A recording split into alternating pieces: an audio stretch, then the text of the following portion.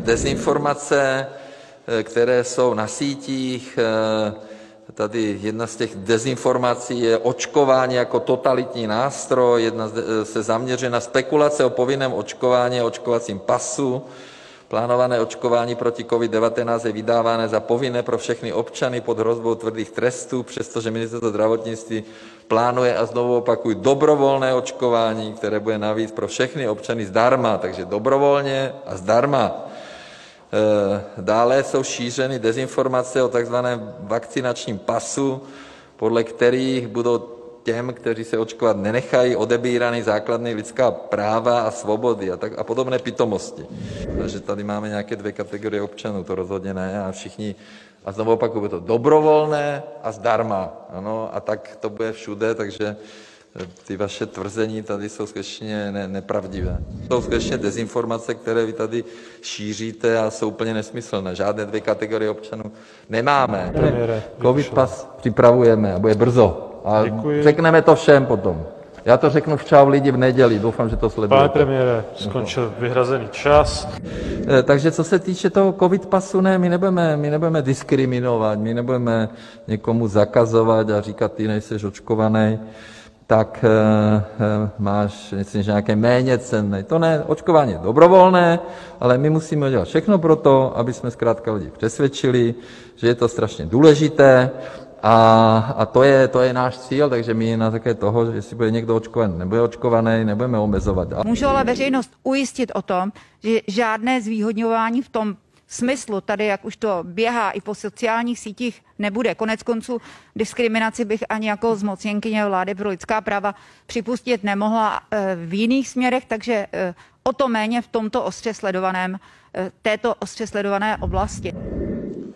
V tom zákonu je velmi správně, že očkování je nepovinné. Kdyby bylo povinné, budu první, který se tady připoutá od pasu nahoru nahý před tady tuto sněmovnu a nepustí se ministra.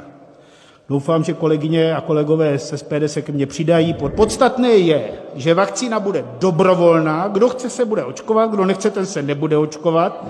Že musíme garantovat občanům České republiky, že jakákoliv vakcína, která je kvalitní, a já nezpochybňuji, že čínská nebo ruská není kvalitní, vůbec ne. Oni můžou dělat studie úplně jinak než v demokratických zemích. Tak, aby tato vakcína byla zdarma, aby byla dobrovolná, a pokud budou jakékoliv vedlejší účinky, tak aby občané měli jistotu, že budou odškodněni. My jsme tady od toho a doufám, že všichni vlevo, vpravo, abychom nikdy už nedovolili porušování lidských práv a svobod. Ta představa byla, že to nebude hrazené proto, abychom je donutili se nechat očkovat. Pokud se mě ptáte na můj osobní názor jako Jana Hamáčka, ministra vnitra v demisi a bývalého předsedy sociální demokracie, tak já bych povinné očkování podpořil. Povinné očkování bylo předmětem debaty na včerejší vládě a my o tom mluvíme už nějakou dobu. Jsme přesvědčeni, že musíme zavést povinné očkování.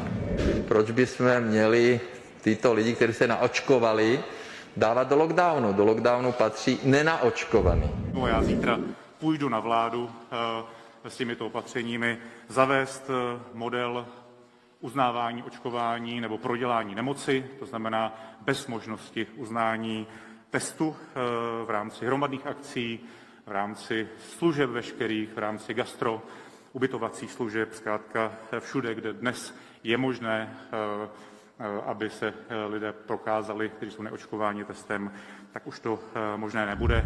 Tento model takzvané ON, to znamená, že přístup do různých služeb, restaurací, muzeí a tak dále, budou mít jenom očkovaní a ty, kteří překonali COVID.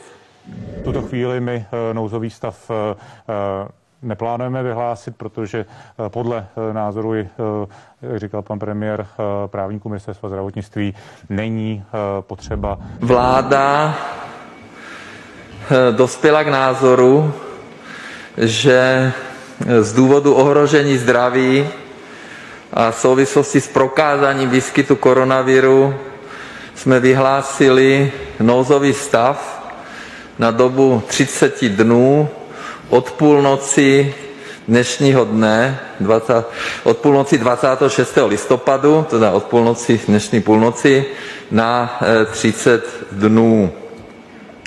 No, ale kdyby jsme měli víc lidí naočkovaných, tak se ty očkovaní neměli od koho nakazit.